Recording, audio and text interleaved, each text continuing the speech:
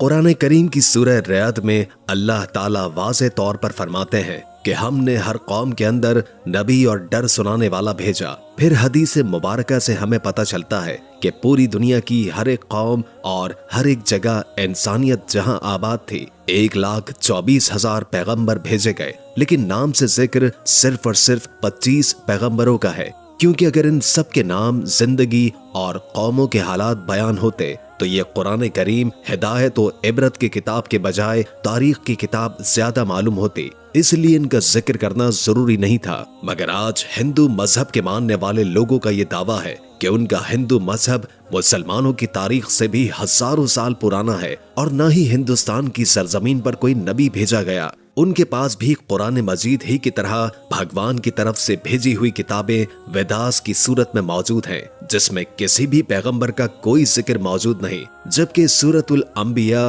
آیت 107 کے اندر اللہ فرماتے ہیں کہ ہم نے آپ کو تمام جہانوں کے لیے یعنی قیامت تک کے انسانوں کے لیے ہدایت بنا کر بھیجا، جس کا مطلب ہے کہ اس میں ہندوستان کی سرزمین بھی شامل ہے۔ تو پھر ہندو مذہب کے ماننے والے اس کا انکار کیوں کرتے ہیں؟ اگر اس سرزمین پر کوئی نبی واقعی ہی نہیں بھیجا گیا تو پھر رسول کریم صلی اللہ علیہ وآلہ وسلم کا ذکر ان کتابوں میں کیسے موجود ہے؟ نوح علیہ السلام اور ان کی کشتی کا ذکر کیسے بیان ہوا ہے؟ حضرت عیسیٰ علیہ السلام کی واپسی کا ذکر کیسے بیان ہوا ہے؟ ایک اللہ کی عبادت کا کیوں کہا گیا ہے؟ اگر یہ واقعی اس قوم کے اندر ہدایت کے لیے آنے والے کسی نبی کی تعلیمات ہیں جنہیں وقت کے ساتھ بگاڑ دیا گیا، تو وہ کون سے پیغمبر ہیں؟ یعنی سوال یہ ہے کہ یہ ہندو کس نبی کی امت ہے؟ آئیے ان سوالات کا جواب تاریخ سے جاننے کی کوشش کرتے ہیں اور ایسے حقائق جانتے ہیں جو تمام ہندو پنڈت، اسکالر اور تاریخ دان آج تک دنیا سے چھپاتے ہیں۔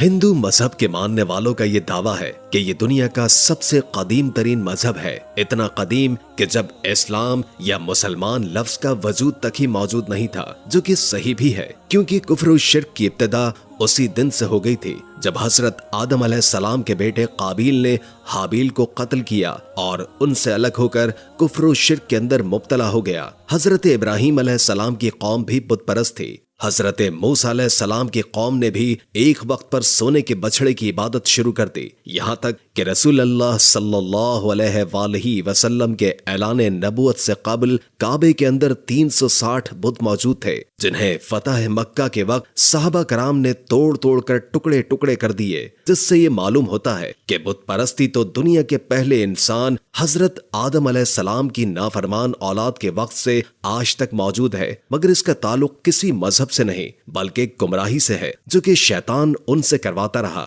مگر جہاں تک ہندوستان کی سرزمین کا تعلق ہے تو یہاں پر ان لوگوں کی ہدایت کے لیے یقیناً کئی پیغمبر بھیجے گئے جن کی کچھ تعلیمات تو آج بھی صحیح حالت میں موجود ہے، مگر زیادہ تر کو بگاڑ کر اسی کی وجہ سے بت پرستی اور گمراہی شروع ہو چکی ہے، کیونکہ ان کتابوں میں آج بھی ایک خدا کی عبادت کا حکم دیا گیا ہے۔ یہ بتایا گیا ہے کہ خدا کا کوئی شریک نہیں، وہ ایک ہے، اس کی کوئی اولاد نہیں، مگر پھر بھی اس کی کئی مورتیاں بنا کر اس کے شریک خدا بنا کر اس کی پوجا ہوتی ہے، اور آج تک ہندو مذہب کے اندر چھوٹے بڑے کئی بلین بت بنائے جا چکے ہیں۔ ہندو اسکالرز کا یہ دعویٰ ہے کہ اسلام کی شروعات آج سے 1400 سال پہلے ہوئی، مگر ہندو مذہب اس سے بھی پہلے دنیا کا پرانا ترین مذہب ہے، اس لیے اسلام کا ہندوستان کی سرزمین سے کوئی تعلق نہیں۔ مگر یہ کم عقل اس بات کو نہیں جانتے کہ دنیا کا پہلا پیغمبر ہی ہندوستان کی سرزمین پر اتارا گیا تھا۔ جی ہاں، حضرت آدم علیہ السلام کو دنیا میں اس وقت ہندوستان کی سرزمین سری لنکا کی ایک پہاڑی پر اتارا گیا تھا،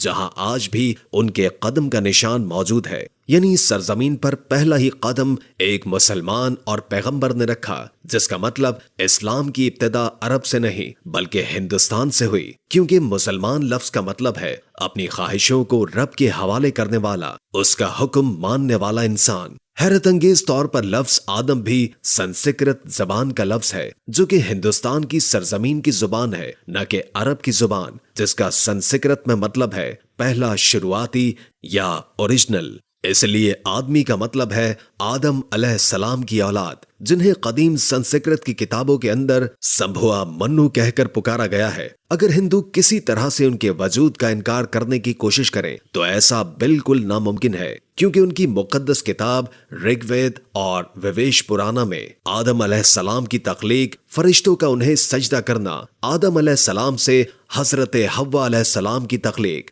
شیطان کا ان دونوں کو بہکا کر جنت سے نکلوانا اور پھر زمین پر اتارنے کا ذکر واضح طور پر موجود ہے۔ ویویش پرانا چیپٹر 42:7 کے اندر یہ تمام واقعات بیان ہے، بالکل ایسے ہی جیسے قرآن پاک کی سورہ بقرہ اور انجیل مقدس میں بھی متیس پرانا میں لکھا ہے کہ خدا نے آدم علیہ السلام کے جسم کو 2 حصوں میں تقسیم کیا، ایک کو سمبھوا منو یعنی آدم اور دوسرے کو فیمیل یعنی شتروپاکا بنایا، جنہیں مسلمان حضرت بی بی حوا علیہ السلام کے نام سے جانتے ہیں۔ اس کا مطلب اگر ان تینوں دنیا کی سب سے بڑی نایاب کتابوں کے اندر ایک جیسی چیزیں موجود ہیں تو ان کا سورس بھی ایک ہی ہونا چاہیے، یعنی ایک خدا۔ سری لنکا کی سرزمین سے ہندوستان کی سرزمین کو جوڑنے کے لیے قدیم ترین قدرتی پل آج بھی ہزاروں سالوں سے پانی کے درمیان موجود ہے، جس کا بنانا کوئی اتفاق نہیں ہے۔ سو اس کے بعد سب سے اہم سوال یہ ہے کہ اس ہندو سرزمین پر جس پیغمبر کو بھیجا گیا ہوگا، کیا اس کے بارے میں ہمیں تاریخ میں کوئی شواہد یا ثبوت ملتے ہیں؟ سب سے پہلی بات یہ ہے کہ ہندو نام کا کوئی مذہب تاریخ کے اندر کہیں پر موجود ہی نہیں ہے، اور نہ ہی ہندو مذہبی کتابوں میں اور نہ ہی کوئی اور آسمانی کتاب مثلا تورات، زبور، انجیل کے اندر اس کا کوئی ذکر موجود ہے، بلکہ دریائے سندھ کے پاس رہنے والے، سندھو ندی کے قریب رہنے والے لوگ اپنے علاقے کی نسبت کی وجہ سے نام کو بگاڑ کر ہندو کہلائے جانے لگے، جبکہ اصل میں ان کا یہ مذہب سنسکرت زبان کے اندر ہندو نام سے نہیں، سناتن دھرم کے نام سے تاریخ میں موجود ہے، جس کا عربی میں مطلب ہے مذہب پر قائم رہنے والا، جس کا بالکل ایسا ہی مطلب قرآن کریم کی سورہ روم کے اندر بھی موجود ہے، جہاں پر اسلام کو ہمیشہ باقی رہنے والا دین کہا گیا ہے، یعنی سناتن دھرم کا مطلب بھی مذہب اسلام ہے۔ تاریخ کے حوالوں اور مضبوط دلائل سے یہ پتہ چلتا ہے کہ یہ وید کسی اور پیغمبر پر نہیں بلکہ آدم ثانی یعنی حضرت نوح علیہ السلام پر اتارے گئے، جس میں انہیں نوح کہا گیا ہے۔ ویدوں میں پیغمبر اور عظیم شخصیات کے لیے منو کا لفظ کہا گیا ہے، یعنی نوح علیہ السلام کو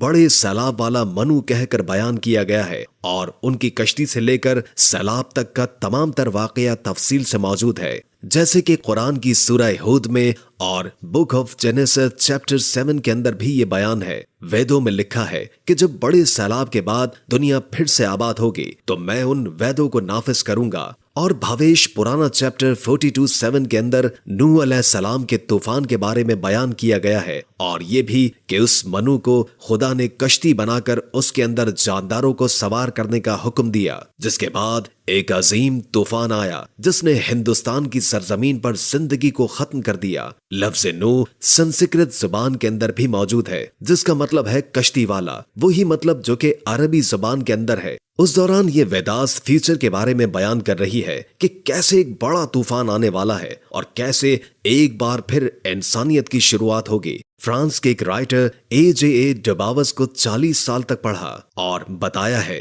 کہ طوفان نوح کے بعد ہندوستان کی سرزمین ایک صحرا کی طرح تھی جسے آباد کیا گیا، اور خود ویداس بھی بار بار نوح علیہ السلام کو مخاطب کر کے ان کے واقعات کو بیان کر رہی ہے، جس کا مطلب ہے کہ ہندوستان کی سرزمین اور نوح علیہ السلام کے درمیان ایک تعلق موجود ہے، اور طوفان نوح کے بعد جن ویداس کو نافذ کرنے کا بیان کیا گیا تھا وہ حضرت نوح علیہ السلام کی تعلیمات تھی، جو اس طوفان کے بعد ہندو سرزمین پر ان کے ایک بیٹے کی نسل سے آگے پھیلنا شروع ہوئی۔ اس کے بعد اس قوم نے گمراہ ہو کر بت پرستی کرنا شروع کر دی، کیونکہ تاریخ کے حوالوں سے ہمیں یہ پتہ چلتا ہے کہ نوح علیہ السلام کی قوم کے جیسے دیوی دیوتاؤں کی پوجا کرنے کا تصور دنیا میں کہیں اور موجود نہیں تھا۔ قرآن کریم میں نوح علیہ السلام کی قوم کو سابی کہا گیا ہے، جو کہ عراق کی سرزمین کو کہتے ہیں، جہاں پر صرف حضرت ابراہیم علیہ السلام پیدا ہوئے، جن کی قوم یہی مشرک تھی، جنہوں نے نوح علیہ السلام اور ان کے درمیان آنے والے تمام انبیاء کی تعلیمات کو یا تو بدل دیا تھا یا پھر بھلا دیا تھا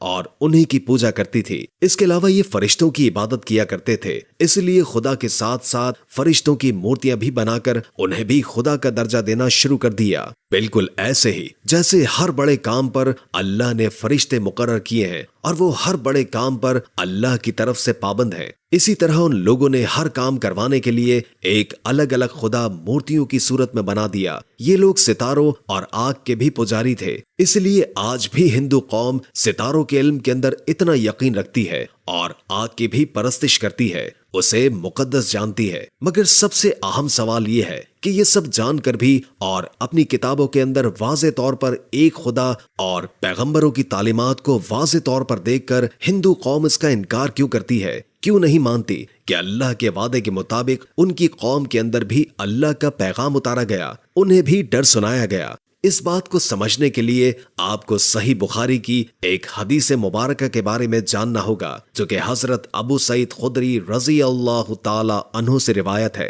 कि रसूल करीम सल्लल्लाहु अलैहि वसल्लम ने फरमाया कि क़यामत के दिन हजरत नूह अलैहिस्सलाम और उनकी कौम को बुलाया जाएगा और अल्लाह ताला नूह अलैहिस्सलाम से ये सवाल करेंगे कि क्या आपने अपनी कौम तक मेरा पैगाम पहुंचा दिया था। हजरत नूह अलैहिस्सलाम फरमाएंगे कि बेशक मेरे मालिक। इसके बाद नूह अलैहिस्सलाम की कौम से पूछा जाएगा कि क्या नूह ने मेरा हुक्म तुम तक पहुंचा दिया था। ये लोग इनकार करेंगे, नहीं, हमारे पास कोई भी डर सुनाने वाला नहीं आया, हमें आपका कोई पैगाम नहीं मिला। अल्लाह ताला नूह अलैहिस्सलाम से फरमाएंगे कि आपका गवाह कौन है। वो फरमाएंगे कि हजरत मोहम्मद मुस्तफ़ा सल्लल्लाहु अलैहि वसल्लम और उनकी उम्मत। फिर तुम लोगों को पेश किया जाएगा और तुम लोग गवाही देना कि नूह अलैहिस्सलाम ने अपना पैगाम या अल्लाह का पैगाम पहुंचा दिया था। जिसके बाद नबी करीम सल्लल्लाहु अलैहि वसल्लम ने सूरह बकरा की आयत 143 पढ़ी और इसी तरह से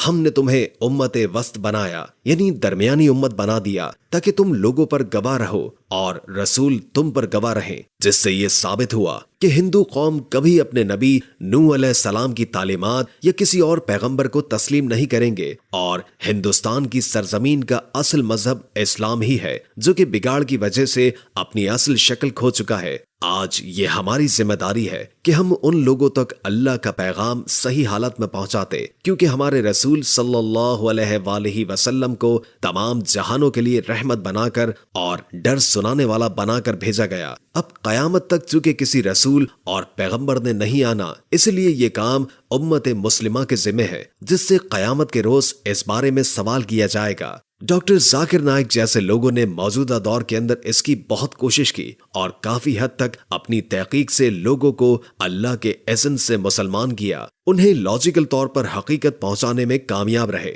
मगर अफसोस हमारे मुल्क पाकिस्तान में फिरका वारियत से भरा दीन इस अंदाज में मौजूद है, जो कि हम पूरी दुनिया में तबलीग के तौर पर पेश करने के काबिल नहीं है, क्योंकि आज का मुसलमान तहकीक के मामले में और इल्मी मैदान में दुनिया से बहुत पीछे रह चुका है। अल्लाह ताला हमें समझने की और अमल पैरा रहने की तौफीक अता फरमाए। आमीन सुम्मा आमीन। दोस्तों, हम उम्मीद करते हैं कि आपको हमारी आज की ये वीडियो जरूर पसंद आई होगी। अगर वीडियो अच्छी लगी हो तो लाइक करके हमारे चैनल को सब्सक्राइब कर दीजिए और कमेंट करके अपनी आरा से भी आगाह कीजिए और बेल आइकॉन को क्लिक कर दें, ताकि हमारी नई आने वाली वीडियोस का आपको पता चलता रहे। अगर जिंदगी रही तो एक और वीडियो के साथ इंशाअल्लाह हाजिर होंगे। अभी हमें इजाजत दीजिए। अल्लाह हाफिज।